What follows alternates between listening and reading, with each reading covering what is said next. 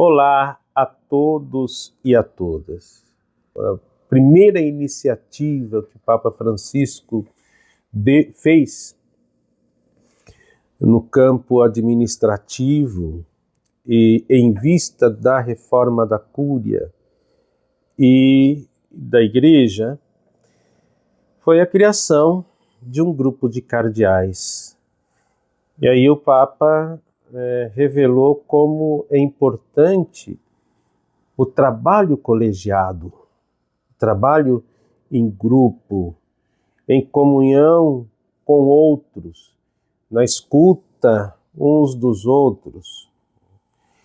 E ele criou inicialmente um grupo de alguns cardeais para periodicamente discutirem as grandes e mais importantes respostas, ou reformas, melhor dizendo, que a Igreja deveria fazer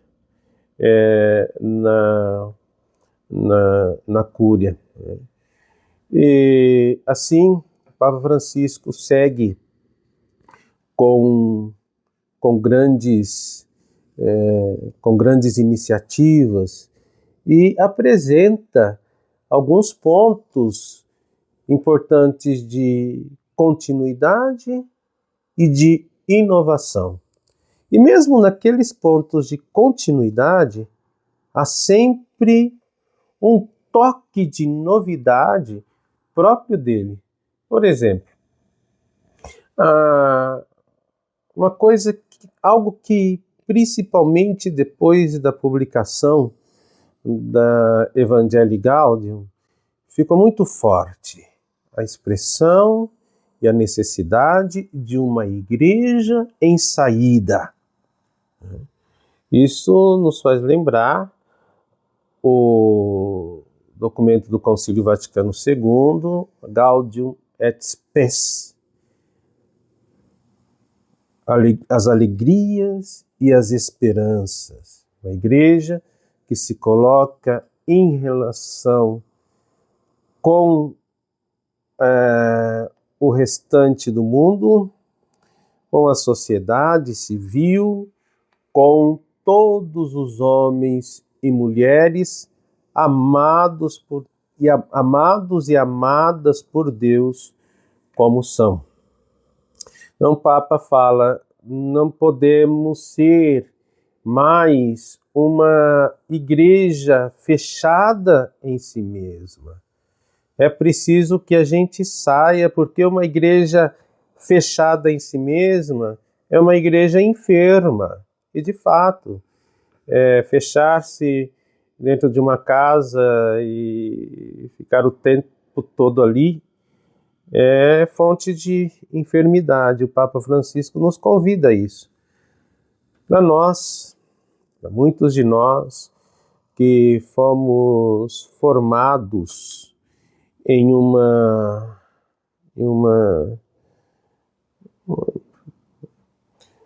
um jeito meio clássico de ministério, um modo de ser presbiteral, muitos de nós que encaramos a igreja quase como uma empresa, como uma sede administrativa, como uma repartição, é difícil compreender essa igreja em saída. E para quem ainda está com a mentalidade lá nos anos 50, nos anos 40, nos anos 30, do século XIX, na Idade Média, é mais difícil ainda. Havia aqui na minha cidade um padre idoso que tinha sido ordenado na década de 50.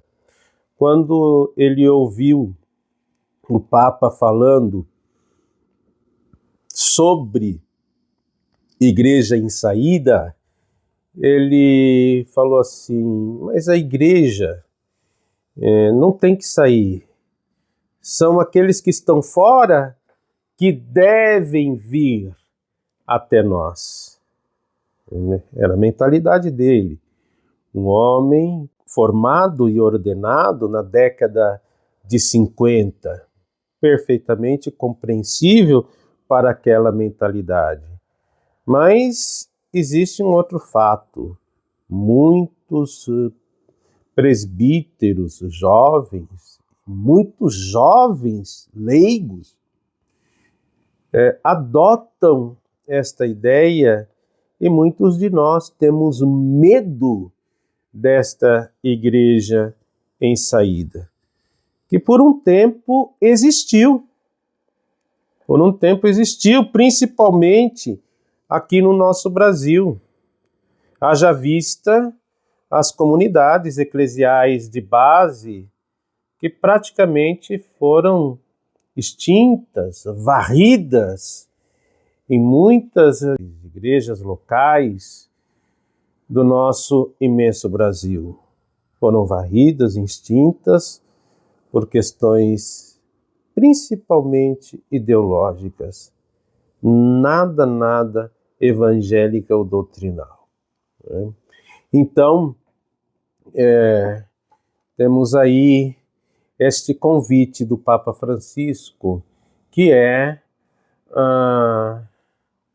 esta igreja em saída, para ter boas relações com a sociedade e com o mundo. Portanto, a igreja não se apresenta como dona da verdade ou como quem tem a última palavra a ser dada. Aliás, se a gente for ver bem, nesses últimos, digamos assim, quase 25 anos, mais ou menos, ou um pouco mais, a gente tem percebido que a voz da Igreja Católica tem sido cada vez mais fraca em certas regiões.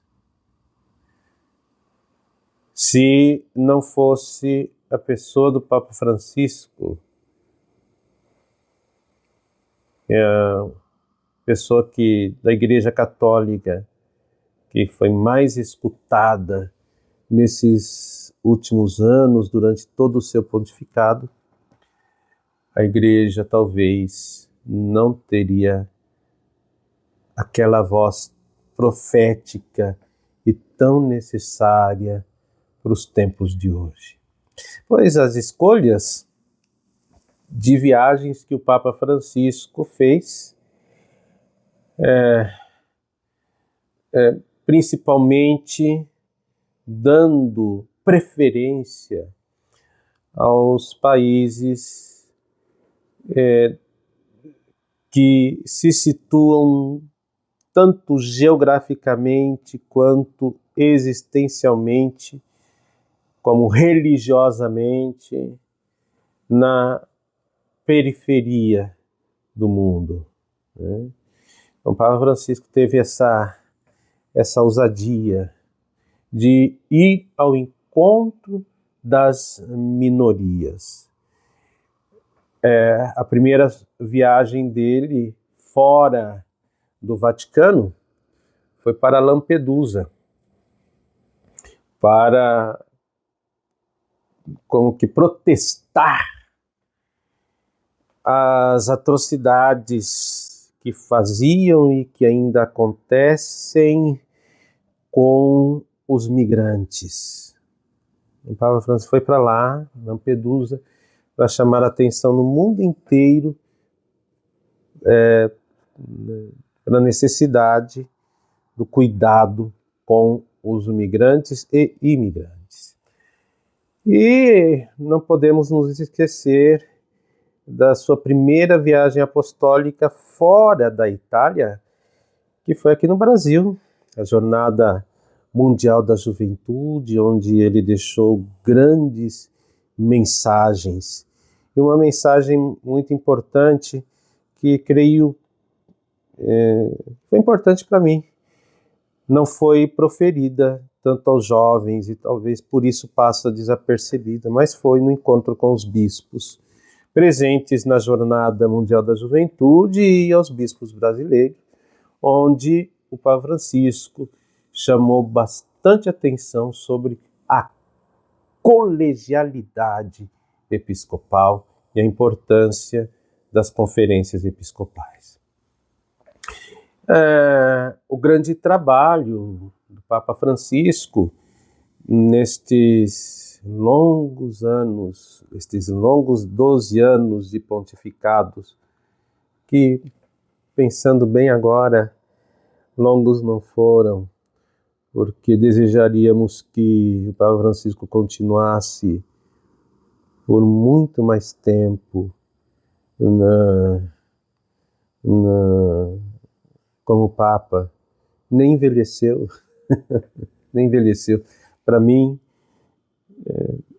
um homem como o Papa Francisco só envelhece depois dos 90, ele não envelheceu.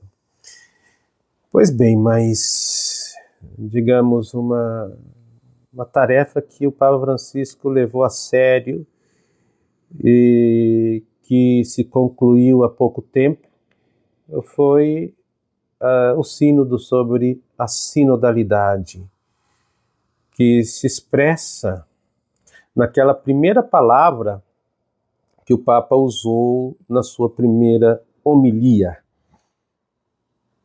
caminhar, caminhar juntos.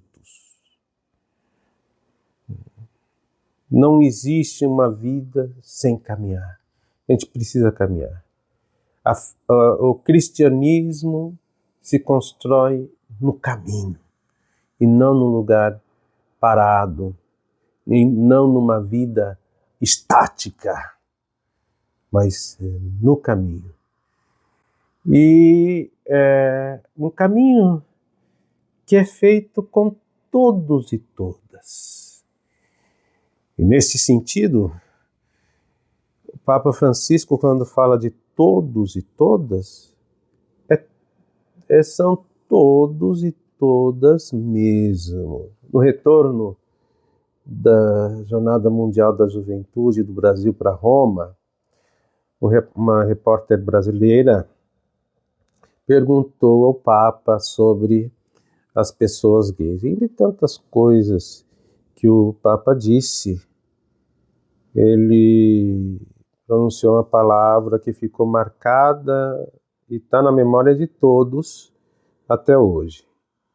Na memória de alguns, dói, principalmente dos mais moralistas e fundamentalistas. Na memória de outros, é um conforto.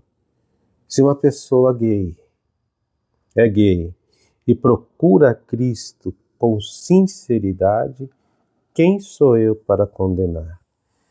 Aqui a gente vê bem as atitudes de Nosso Senhor, que queria o encontro com os marginalizados, que estavam doentes não por causa da sua condição ou por causa do ofício que exerciam, como, por exemplo, o ofício de Mateus, o publicano, mas estavam doentes porque eram marginalizados. Um outro ponto que a gente pode identificar como de continuidade é as ações tomadas por Papa Francisco em vista da tutela e da defesa dos menores e vulneráveis contra a agressão, principalmente de religiosos e de membros do clero. Teremos a oportunidade de conversar sobre isso ainda esta semana. A reforma da Cúria aconteceu e foi publicado um documento chamado Predicato Evangelium, em que se detalha bem esta reforma. E uma das grandes inovações para esta reforma, ainda que não tenha sido feita suscita a reforma do Código de Direito Canônico é a possibilidade de cristãos leigos homens e cristãs leigas mulheres de assumirem funções de governo na Cúria. E logo isso foi implementado com a nomeação de 2 mulheres. Uma irmã religiosa para o dicastério dos religiosos e uma outra irmã para o governatorato do Vaticano. Então, uma iniciativa muito bonita. E nesse sentido de reforma, não só a reforma da Cúria contou, mas também a reforma dos ministérios eclesiais. Por exemplo, os ministérios de leitor e acólito eram conferidos apenas para homens. Agora, mulheres também podem exercer os ministérios de leitor e acólito, pois a criação do ministério, o reconhecimento do ministério dos catequistas, é um passo muito importante para todos nós, porque os catequistas estão ligados aos sacramentos fundamentais da nossa fé. Sacramentos que todo cristão deve receber para ser legitimamente cristão. Batismo, crisma e Eucaristia. Sem estes sacramentos, não há sentido nenhum outro sacramento. Então, Papa Francisco institui o ministério dos catequistas e das catequistas em vista da implementação da atenção aos sacramentos da iniciação cristã, principalmente. Eu, no meu ministério de presbítero, ao longo desses quase 25 anos, sempre disse, desde quando eu sou pároco, que o ministério de catequista é o ministério leigo mais importante na igreja. É o ministério leigo mais importante na igreja. Como todos sabem, o primeiro catequista da diocese é o bispo, da paróquia é o pároco. E, assim, os catequistas, eles recebem este ministério para que seja exercido em nome de Cristo, em nome da igreja, em nome do bispo.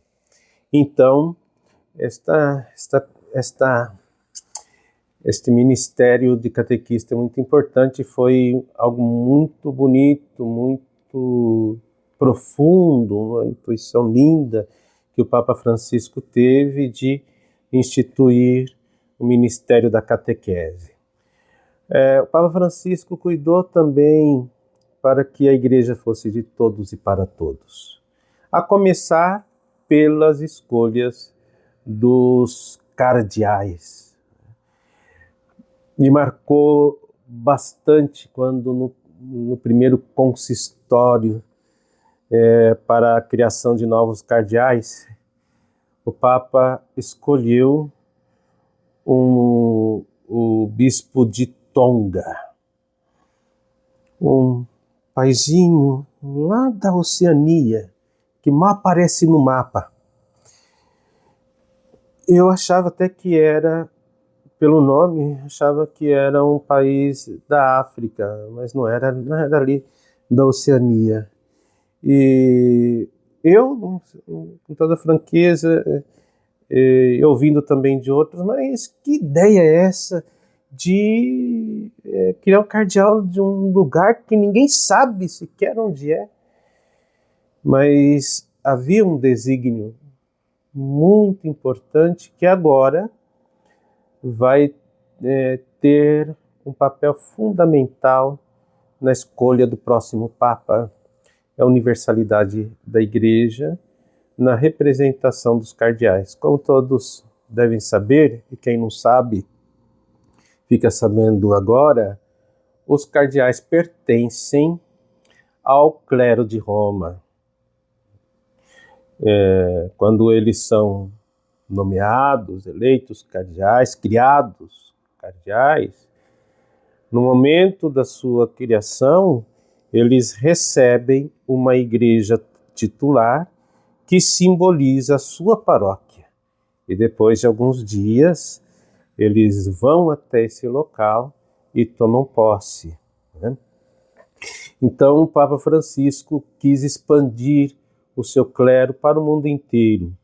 E outra, ele mesmo disse em entrevistas que queria deixar aquela prática de escolher cardeais nas sedes mais comuns e consideradas mais importantes para escolher cardeais, homens de sedes mais simples e, de uma certa maneira, consideradas mais periféricas no mundo. Por exemplo, não sei se agora, mas até muito tempo, a sede de Turim, na Itália, que era considerada uma sede cardinalícia, ficou sem cardeal.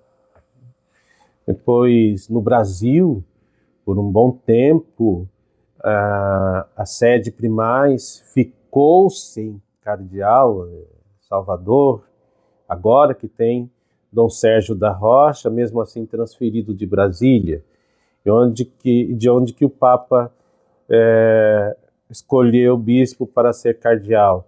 Primeiro, na Amazônia, ali no nosso grande estado do Amazonas, o arcebispo de Manaus, o cardeal Steiner, Dom Leonardo Steiner. E agora, recentemente, o arcebispo de Porto Alegre e presidente da CNBB e do CELAM, Dom Jaime Spengler. E, enfim, nós estamos aqui neste ritmo de despedida, ou de até logo, do Papa Francisco. Entre todos os atos do seu ministério de sucessor de Pedro, o legado que não poderá ficar dentro de um baú e nem mesmo dentro de uma gaveta é a sinodalidade. A sinodalidade é uma das tantas coisas das quais não se poderá voltar atrás. Não será possível voltar atrás com a sinodalidade. Pode ser que tentem enfraquecê-la,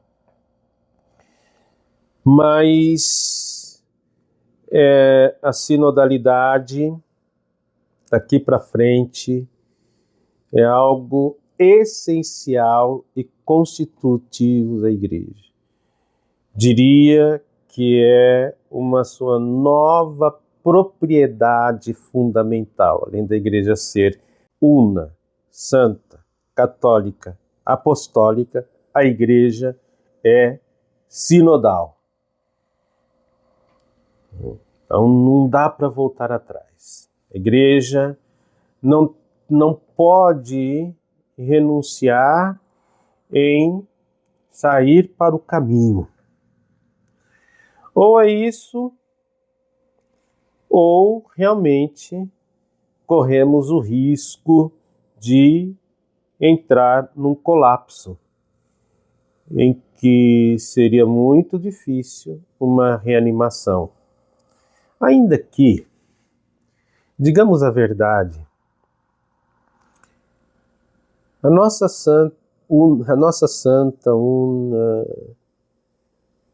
católica apostólica Igreja já passou por tantos solavancos, por tantas turbulências severas e, humanamente dizendo, é inexplicável a sua existência hoje. Então não creio, mesmo diante de turbulências e solavancos ou enfermidades muito graves, a Igreja colapsa e morre, porque ela é assistida pelo Espírito Santo. A alma da Igreja é o amor do Divino Espírito Santo. Então não creio que a Igreja entrará num colapso tal que vai ser decretada a sua morte. Não. A Igreja de Jesus Cristo não é nossa. Se fosse nossa, não existiríamos mais. Então, uma volta atrás no caminho de sinodalidade não é possível. O Papa Francisco mesmo, na comemoração dos 50 anos da instituição dos sínodos dos bispos, dizia: o caminho da sinodalidade é precisamente o caminho que Deus espera da Igreja no terceiro milênio. Portanto, cabe a nós escutar este apelo que Deus faz, ou melhor, que Deus fez através do Papa Francisco, e continuarmos neste caminho.